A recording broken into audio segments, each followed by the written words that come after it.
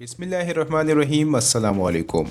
दोस्तों, आयरन डोम या लोहे का गुंबद इन बहुत सारे मिसाइल्स को हवा में तबाह करने वाले सिस्टम में से एक है जो इसराइल में अरबों डॉलर लगाकर लगाया गया है ताकि गजा में हमास की तरफ से होने वाले अचानक मिसाइल हमलों से बचाया जा सके। अगर इसराइल के पास ये दुनिया का सबसे मजबूत और अब तक का सबसे एडवांस तरीन डिफेंस सिस्टम न होता तो अब तक इसराइल का नामो निशान तक मिट चुका होता। ये सिस्टम बिल्कुल एक गुंबद की तरह इसराइल को बचाते हुए और इसी मुनासिबत से इसका नाम आयरन डोम रखा गया है। इसराइल के पास ये सिस्टम कहाँ से आया, इसके एक मिसाइल की कीमत क्या है, ये बनाया कैसे जाता है और इसकी कमजोरियाँ क्या है, हमास ने इस दफ़ा के मिसाइल हमलों में इसको शिकस्त कैसे दी और यहूदियों के मुताबिक इस हिफाजत का जिक्र इनकी मजहबी तालीमात में कैसे मौजूद है। तो आज की इस वीडियो में हम यही सब जानने वाले हैं। दोस्तों, आयरन डोम एक मोबाइल एयर डिफेंस सिस्टम है जो करीबी इलाकों से इसराइली आबादी के मराकज पर फायर किए जाने वाले शॉर्ट रेंज रॉकेट, मार्टर और ड्रोन को रोककर तबाह कर सकता है। और आयरन डोम निज़ाम सिर्फ इन रॉकेटों के निशाना बनाता है जो शहरी इलाकों और बुनियादी ढांचों के लिए सबसे ज्यादा खतरा समझे जाते हैं।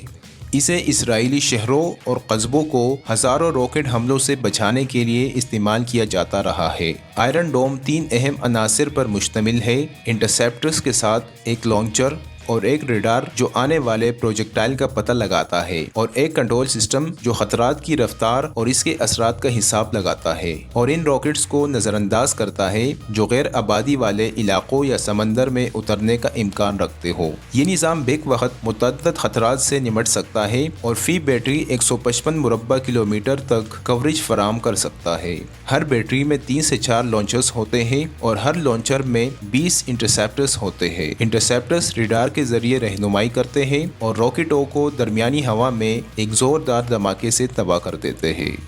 बैनुल अक़वामी मीडिया रिपोर्ट्स के मुताबिक ये निज़ाम दुनिया के जदीद तरीन मिसाइल डिफेंस सिस्टम में से एक है और इसने बेशुमार शहरियों की जानें बचाई है और पिछले कई सालों में रॉकेट हमलों से होने वाले नुकसान को कम किया है। लेकिन इसराइल के लिए बनाए गए आयरन डोम में एक चीज को खास तौर पर मद्देनजर रखा गया है कि कम ऊंचाई से आने वाले रॉकेट्स को रोका जा सके, क्योंकि इसराइल को गजा से ही आने वाले रॉकेट्स का खतरा होता है। इसके बरक्स ये निज़ाम बैलिस्टिक मिसाइलों को रोकने के लिए बनाया गया है।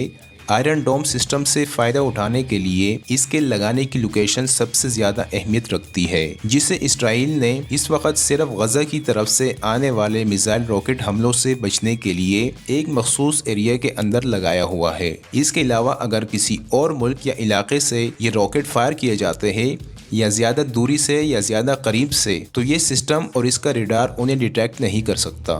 क्योंकि गजा की तरफ से आने वाले मिसाइल एक ऊंचाई पर जाकर वापस अपने टारगेट को हिट करने आते हैं। तो आयरन डोम रेडार को इसके मिसाइल से ज़रा पहले लगाया जाता है ताकि ये ऊंचाई पर ही हमला करने वाले मिसाइल को हवा में डिटेक्ट करके नीचे गिरने से पहले ही तबाह कर सके। ये टेक्नोलॉजी रेडार की मदद से ये अंदाज़ा भी लगा लेती है कि ये मिसाइल ज़्यादा आबादी वाले इलाके की तरफ बढ़ता है या फिर वीराने की तरफ, या फिर ये टारगेट पर पहुंच पाएगा या नहीं। इसका फ़ायदा ये होता है कि ऐसे मिसाइल जो आबादी की तरफ ना बढ़ते हो उन्हें तबाह नहीं किया जाता, बल्कि उन्हें ऐसे ही छोड़ देते हैं, क्योंकि आयरन डोम के हर इंटरसेप्ट मिसाइल की कीमत तकरीबन $1,50,000 है। यानी इसराइल का जानी और इंफ्रास्ट्रक्चर का नुकसान भले ना हो, मगर इनकी इकोनॉमी को नुकसान अच्छा खासा पहुँच जाता है। जब ये प्रोजेक्ट लगाया गया था तो अमेरिका ने इसकी इमदाद के तौर पर $20 करोड़ भी दिए थे और इसकी बुनियाद सन 2006 के अंदर उस वक़्त रखी गई थी जब इसराइल और जनूबी लबनान में मौजूद हिज़्बुल्लाह के दरमियान शदीद लड़ाई चल रही थी और जिसकी वजह से दोनों तरफ से खूब रॉकेट्स दागे जा रहे थे। लबनान में इसकी वजह से 1100 लोगों की मौत हुई और 1 मिलियन के करीब लोग बेघर हो गए, जबकि इसराइल में भी इसकी वजह से काफ़ी माली नुकसान हुआ और दर्जनों इसराइली भी मारे गए। 5 लाख के करीब इसराइली इंफ्रास्ट्रक्चर की तबाही के बाद बेघर हो गए थे और तब इसराइल को ख्याल आया कि एक ऐसा सिस्टम होना चाहिए जो दोबारा इस तरह के अचानक हमलों से हमें बचा सके।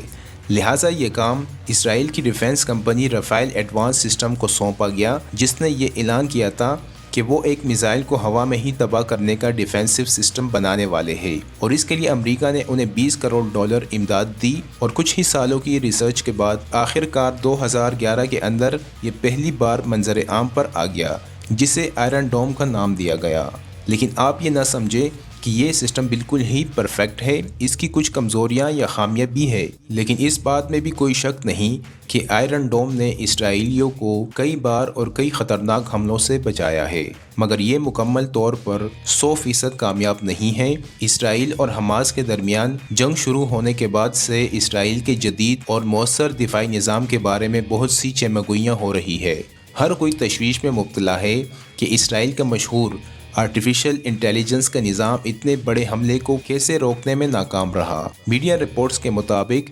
اسرائیل کے آئرن ڈوم سسٹم نے ہفتے کے روز حماس کے حملے کی پیشنگوئی کیوں نہیں کی، اسے ایک بڑی ناکامی قرار دیا جا رہا ہے۔ مختلف بین الاقوامی میڈیا پلیٹ فارمز پر دستیاب معلومات کی بنیاد پر کچھ ممکنہ وضاحتیں بھی سامنے آئی ہے کہ حماس نے مواصلاتی اور رابطہ کاری کا ایک ایسا طریقہ استعمال کیا تھا کہ جس نے اسرائیل کے آئرن ڈوم سسٹم کو بھی چکمہ دے دیا۔ CNN کی ایک رپورٹ کے مطابق اسرائیل کے پاس خفیہ مواصلات کو توڑنے کی کچھ بہترین صلاحیتیں ہیں، لیکن حماس کو ان سے بچنے یا ان کا مقابلہ کرنے کا ایک راستہ مل گیا ہے، اور اس دفعہ حماس نے ایک مختلف فریکوینسی انکرپشن الگوریدم یا کوڈ لینگویج استعمال کی تھی جو کہ اسرائیل کے آئرن ڈوم سسٹم کے لیے قابل رسائی نہیں تھی۔ اس کے علاوہ حماس نے مواصلات کے زیادہ خفیہ یا کم تکنیکی طریقے استعمال کیے تھے، جیسے کوریئر سگنلز یا پہلے سے ترتیب شدہ منصوبے، جس کا اسرائیل کے آئرن ڈوم سسٹم نے تجزیہ نہیں کر سکا اور ان کو روک نہیں سکا۔